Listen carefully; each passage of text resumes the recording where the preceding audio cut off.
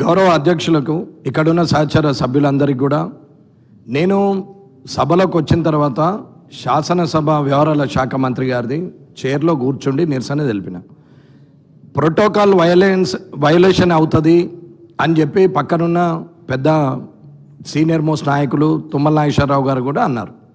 నేను అప్పుడు కూడా చెప్పాను, అన్నా ఇది ఇక్కడ మీ చైర్లో కూర్చుంటే మీకు ఇబ్బంది అయినప్పుడు రేపు ప్రొద్దున అక్కడ కాన్స్టిట్యున్సీలో మాకు ఇబ్బంది అవుతున్నది మీరు అంటే ఇవాళ తెలంగాణ తల్లిది ఉన్నది, ఇవాళ ఒక్కరోజు వదిలేసాయి రేపు మాట్లాడదామని ఆయన మాట ఇచ్చిండు.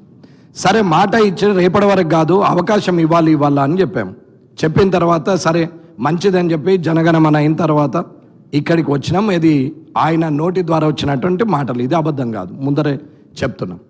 ఇక్కడికి వచ్చి కూర్చున్న తర్వాత అవకాశం ఇవ్వడానికి ఇబ్బంది పడుతున్నారు.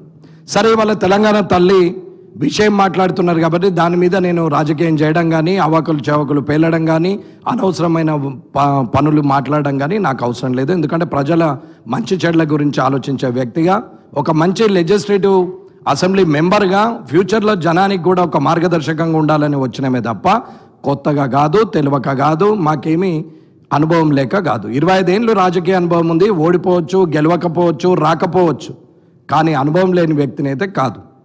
కానీ ఇక్కడికి వచ్చినాక శాసనసభ వ్యవహారాల శాఖ మంత్రి గారు సమయం ఇవ్వలేదు, మీకు చెప్పలేదు, మీరు నాకు అవకాశం ఇవ్వట్లేదు. సరే నేను అడిగేది సూటిగా అధ్యక్ష, రేపు అన్నా నేను అనేది రేపు నాకు ఈ ప్రోటోకాల్ విషయంలో కానీ వైలేషన్ విషయంలో కానీ మంత్రులు చేస్తున్నటువంటి పనుల విషయంలో కానీ నేనెవరిని నిందించడానికి మాట్లాడలేదు. నా ఎమ్మెల్యే అనే పదానికి జరుగుతున్న అవమానం గురించి మాట్లాడుతున్నాం. ఇలా వెంకటరమణారెడ్డి ఉంటాడు, రేపు వెంకటయ్య ఉంటాడు, అదేం పెద్ద పర్మనెంట్ కాదు. ఇక్కడ ఉన్నాడు అక్కడ ఉంటాడు, అక్కడ ఉన్నాడు ఇక్కడ ఉంటాడు, ఇక్కడ ఉన్నాడు అక్కడ కూడా ఉంటుండొచ్చు టైం వస్తే, దాంట్లో ఏం సమస్య లేదు. కానీ ఇవాళ ఇవాళ ఇవాళ ఇవాళ ఆలోచన ఉండాలా. రేపటి అవకాశం ఇవ్వము అని అంటే మాత్రం రేపు ఊరుకోవడం లేదు అధ్యక్ష. నేను 8 నెలల క్రితము ప్రివిలేజ్ కమిటీకి ఇచ్చాం. కలెక్టర్ గారు చేసినటువంటి ఒక పని మీద, అక్కడ ఉన్న ఇన్ఛార్జ్ మినిస్టర్ గారు చేసిన పని మీద ఇప్పటి వరకు దాని మీద యాక్షన్ లేదు. సుమారు 60 క్వశ్చన్లు పంపినాం, ఇప్పటి వరకు దాని పత్తలేదు అతలేదు, సంవత్సరం అయింది. నేను ఒక ఎమ్మెల్యేకు ఉండే మర్యాదను ఇవ్వమని చెప్తున్నాం, వెంకటరమణారెడ్డి గురించి కాదు. ఇది మీరు ఆలోచించి రేపు నిర్ణయం తీసుకోవాలా.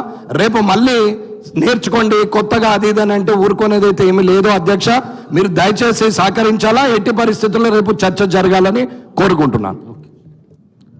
గౌరవ సభ్యులు చెప్పదండి సత్యం గారు.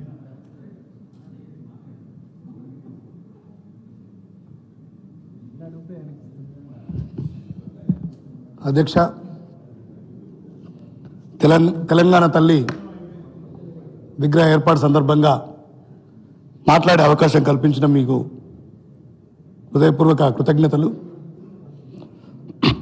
2014 సంవత్సరంలో ఆనాటి యూపీఏ చైర్పర్సన్ శ్రీమతి సోనియా గాంధీ గారి చలువతోటి తెలంగాణ రాష్ట్రం ఏర్పాటైంది. తెలంగాణ రాష్ట్రం ఏర్పాటైనప్పుడు వాళ్ళు గతంలో 10 సంవత్సరాలు తెలంగాణ ఉద్యమం పేరు మీద పార్టీ నడిపి